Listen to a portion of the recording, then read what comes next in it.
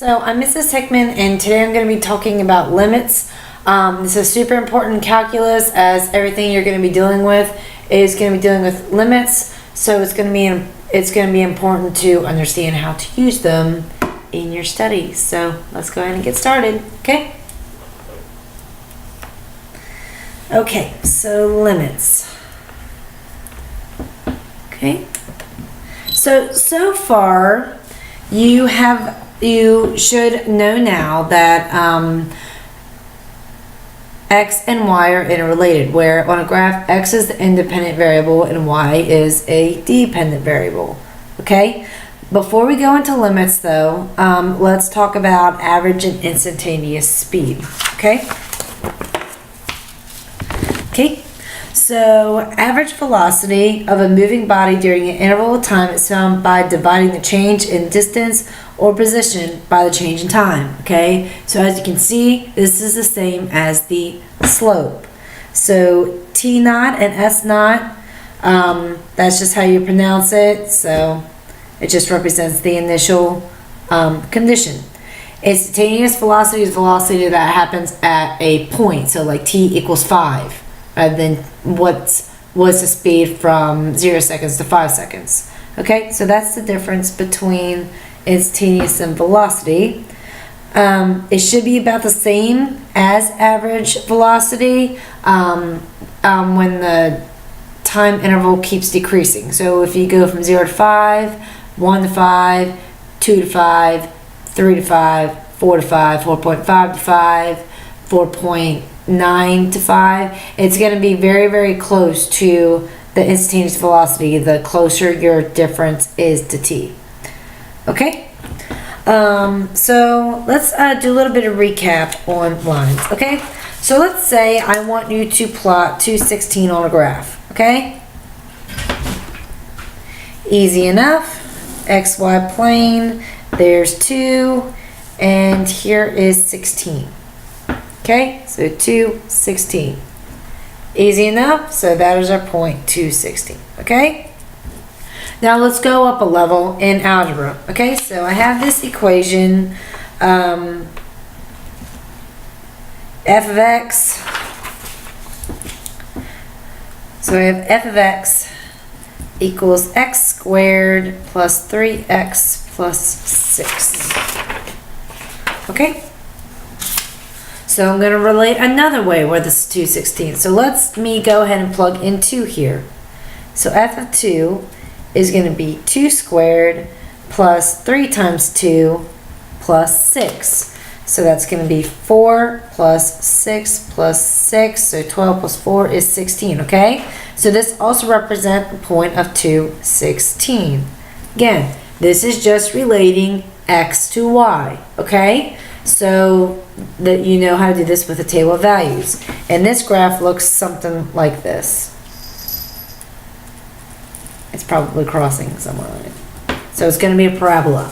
So you should know that because it's a quadratic function, okay? Very bad parabola, but you know, I never brag about my artistic capabilities. Okay? Now, so I got the graph right here.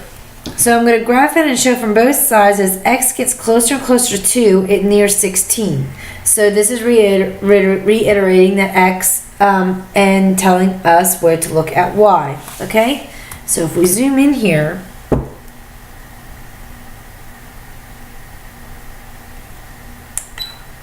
okay? So as I'm getting closer and closer to 2, it's reaching 16. Okay, so there's the dot right there, okay? From the left and to the right, as I'm getting closer and closer to 2, it's going to give you 16. Okay, now let's look at a chart.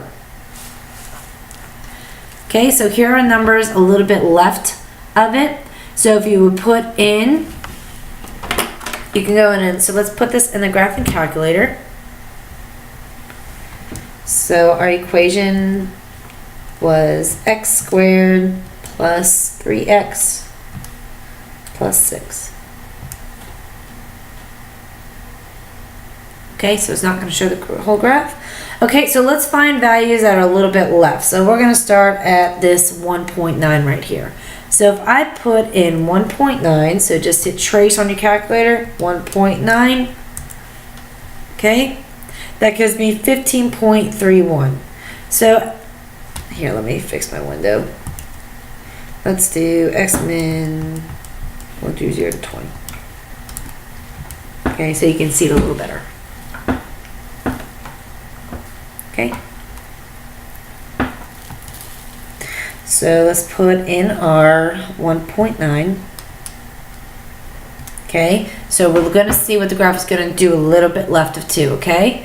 So just watch 15, watch Y changing, okay? So, okay, so let's try 1.99. Okay, 15.93, not yet 16. Let's try 1.999. Okay, that gives us 15.99301. Okay, let's look at the other side. Let's look if we're approaching from the right hand side of 2. So let's try 2.1. Okay, 16.71, 2.01, 16.07, so it's closing in to 16. Let's try 2.001. Okay, so that goes a little bit over. Okay, so what I'm trying to make is, no matter what, if we get closer, sorry, my cat's trying to get on this video. So from the left and the right of this graph, as x approaches 2, the function's going to 16. Okay, so I'm going to say that again.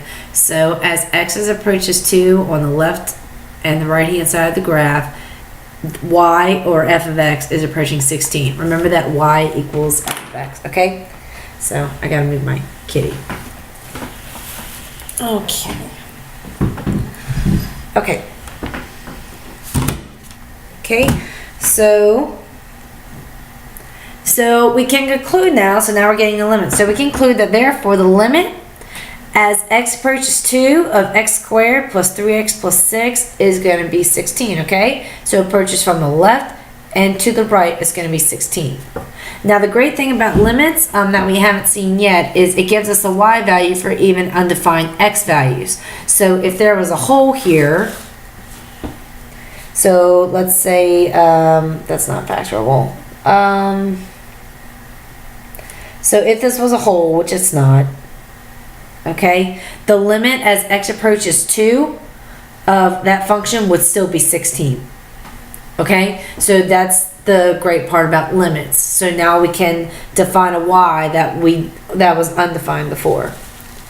So limits give us a language for describing how the outputs of a function behave as the inputs approach some particular value. You already know this. The inputs are x, the outputs are y. Okay, so when you put x into this equation, you're going to get an output y, okay? It's just relating both of those together.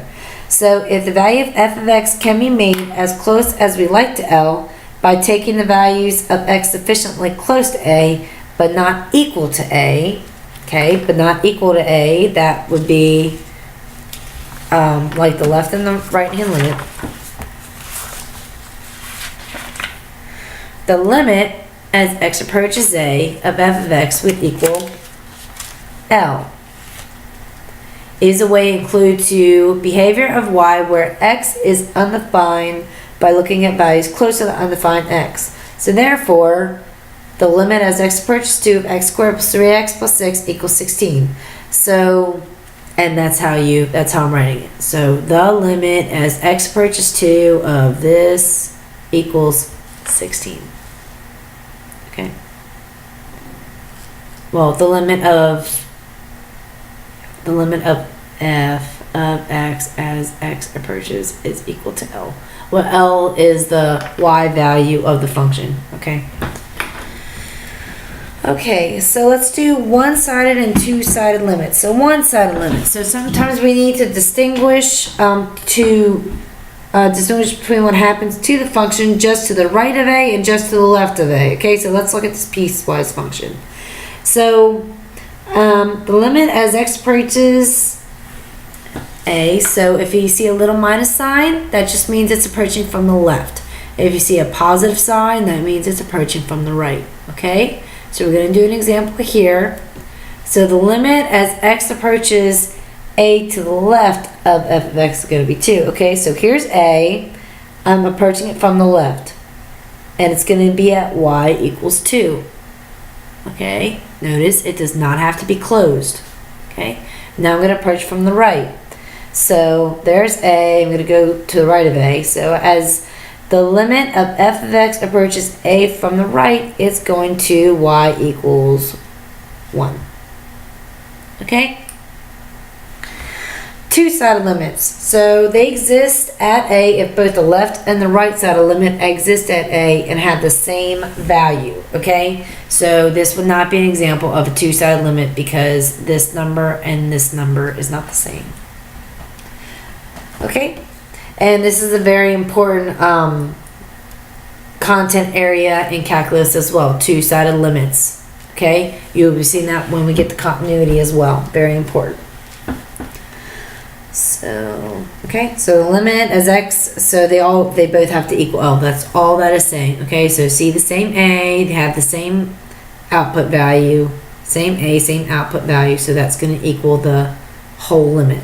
Okay, so let's look at this. Does the limit exist? Okay, so let's do, so we're going to have the limit as x approaches a from the left. So we have a here. Let's go to the left. So you're looking at where the graph is. Okay. So this is going to be the limit as x approaches a from the left is going to be 1. Okay. Now the limit as x approaches a from the right is going to be 3. Okay. So the limit as f of x, the limit as x approaches a of f of x is not going to exist. Okay, now you may be concerned right here because you see this dot. So all functions have all x defined values, okay? But this is not a limit because a limit there's actual continuous path either way. It can't just be a dot. That is just f of a equals 2. All it is a coordinate, okay? That's it. It has nothing to do with the limits. It would only have something to do with the limits if it was attached to part of the graph, but it's not, okay? All right, let's do another example. Okay. So we have the limit as x approaches a from the left. So here's a, there's my line, so I'm going to approach it from the left. So the limit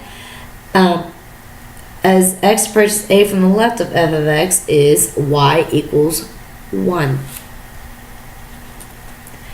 Okay, so the limit as x approaches a from the right of f of x is going to be 1. Y values. Okay, so the limit as x approaches a is 1. Okay? So just ignore that. My class I'm taking now, it's different numbers, so don't worry about that. Okay? So this limit exists because both the left and the right hand side meet at the same point. Again, this is just a random point. This point is A2. It means nothing, okay? If I was asking you f of a equals what? F of a would be 2 because it's a defined point, okay? F of a can't be 1 because that's a whole. So f of a is 2 because that's a defined point. There's a x value and there's a y value, okay? Whether or not the x value is a variable, same point. Okay, so limit properties. Okay. Okay, so constant value, so C is just a number that we're going to. So if you have the limit as x approaches C of 4, well that's going to be 4. This would be like a horizontal line type thing. So it works like horizontal lines. If you put in x to a horizontal line like f of x equals 2, you're going to have y equals 2 the whole way, okay? So the limit as x approaches C to just a number like 4, 3, 2, 1, that's going to equal that number, okay? Identity function, so this makes sense because this is the graph of x. So if I were to change C to 1, so the limit as x approaches 1, just substitute 1 in here, you're going to get 1. Let's try 2. So the limit as x approaches 2, of x, so you're just putting in where you see x, you're going to put 2, you're going to get 2. Okay? It's the identity function. It's just like the table of values you do for the identity function. Okay? So, there you go. Sum rule. So, the limit is x approaches c of f of x plus g of x. You're just adding the y values. That's all you're doing of those limits. Difference rule, same thing. You're just subtracting the different y values of both of those limits. Product rule, you're multiplying the y values of these limits. Constant multiple, if you multiply by a constant times f of x, remember constant of a constant, you're kind of putting the constant in front and then just taking the limit of whatever f of x is. Okay, so another way to put this would be, so that's going to equal k, limit as x approaches c of f of x. So that's going to be k times L. That's how you get that.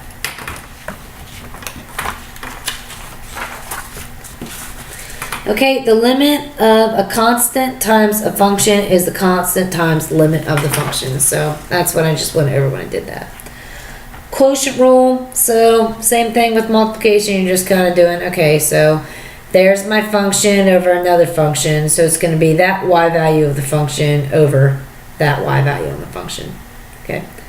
Power rule, so the limit as x approaches c of f of x, r of s, so that's just going to be the y value here to that power. Provided so letter is a real number and L is greater than 0 if S is even. So, okay, so L has to be greater than 0. Okay, now we're going to find the limit of substitution. You saw me doing this a little bit with the identity function, okay? So this goes very similarly to evaluating a function like f of 3. So f of 3 would be, okay, where we see x, we're going to put 3. Same thing here. Again, limits are just another way to relate x with y. That is it, okay? So let's find this limit. Now we can find it graphically. I'll show you it graphically in a little bit, all right? So where's the x? I'm going to put 3. So that's going to be 3 squared plus 2 times 3 minus 4, which is 9, plus 6 minus 4. 6 minus 4 is 2, plus 9 is 11. Okay. I kind of did my order of operations backwards. You're supposed to go left to right. So 9 plus 6 is 15. 15 minus 4 is 11. Okay. This one. So this has us plugging in c. So where's the x? I'm going to put c. So the limit of this x approaches c is going to be c to the 4th minus c squared minus 4 over c squared plus 9. Okay. All right, let's try the limit as x approaches 2. So that's going to be 2 plus 3 is 5. Now let's check these limits in the calculator.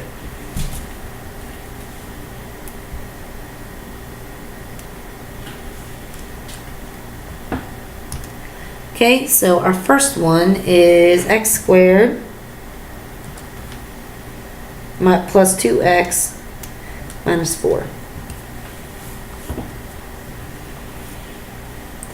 Okay, let me change my window. So to change your window to standard, just do zoom 6. Gives you a standard viewing window. And I'm going to check out 3. Okay, now I'm going to, so remember limits, you're looking for a limit to occur, it has to equal the same y value on the left and the right hand side, okay? So I'm just going to do like 2.999. Okay, 10. If I do 2.99, well, now I'm getting farther away. Okay, so let's start with 2.9. So that's a little bit further left. Okay. Window again, you can't see anything.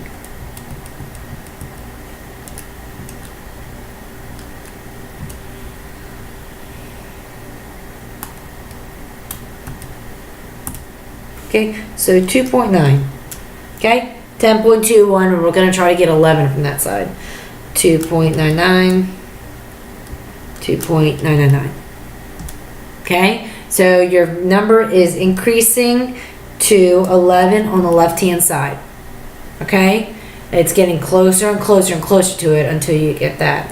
Okay, let's try it from the other side. So let's do 3.01. Okay. Well, there you go. 3.001. Getting closer and closer to. Okay, and of course, if you just hit 3, you get 11. Okay. All right, the other one, same thing. Well, I can't do that one because that's a variable, but if we do the square root of x plus 3,